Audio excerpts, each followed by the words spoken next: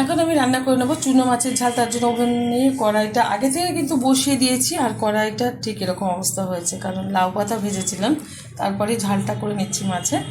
কড়াইয়ের মধ্যে দিয়ে দিচ্ছি সাদা তেল, তেলটা গরম হয়ে গেছে, তেলের মধ্যে দিয়ে দিচ্ছি কালো জিরে ফোড়ন, দিয়ে দেবো 1 চামচ হলুদ গুঁড়ো। আজকে আমি পেঁয়াজ কলি দিয়ে টমেটো দিয়ে চুনো মাছের ঝাল রান্না করব। দিয়ে দিচ্ছি পেঁয়াজ কলি, টমেটো আর কিছুটা পাকা লঙ্কা, কাঁচা লঙ্কা কেটে গেছিলো সেটা আমি নিয়ে নিয়েছি। একটু নেড়ে চেড়ে নিচ্ছি। আর এদিকে কিন্তু চুনো মাছটা ভালো করে দিয়ে পরিষ্কার করে নুন মাখিয়ে নিয়েছি। এখন দিয়ে দেবো 1/2 চামচ জিরের গুঁড়ো। জিরের গুঁড়োটা দেওয়ার পরে একটু নেড়ে চেড়ে নেব। দিয়ে দিচ্ছি এখানে চুনো মাছ। আর লবণ কিন্তু আমি ব্যবহার করবো না, এখানে পরিমাণ মতো লবণ আমি দিয়ে মেখে নিয়েছি মাছটা।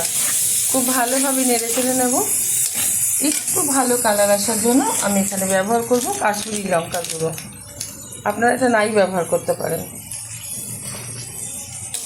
নেড়ে চেড়ে নিচ্ছে। এখানে কিন্তু কোনো জল ব্যবহার করব না, আমি একটু হালকা আছে ঢেকে রান্না করে নেব প্রায় 5 থেকে 7 মিনিট মতো। নাড়াচাড়া হয়ে গেছে, ঢেকে দিচ্ছি। 5 মিনিট বাদে ঢাকনাটা তুলে দিচ্ছি।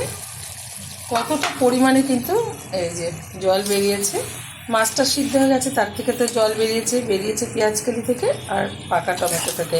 এতে কিন্তু সুন্দরভাবে মাছটা সিদ্ধ হয়ে গেছে বা রান্না হয়ে গেছে। এখন দিয়ে দিচ্ছি কুচিয়ে রাখা কিছুটা ধনেপাতা, একটু ভালোভাবে মিশিয়ে নেব।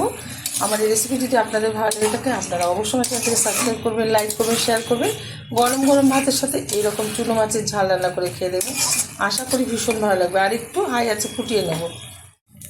খুব সুন্দরভাবে কিন্তু এই যে হাই আছে, আমি এই যে ঝোল ভাবটা ছিল ওটা টানিয়ে নিয়েছি। এখন নামিয়ে নেব, যেহেতু হয়ে গেছে।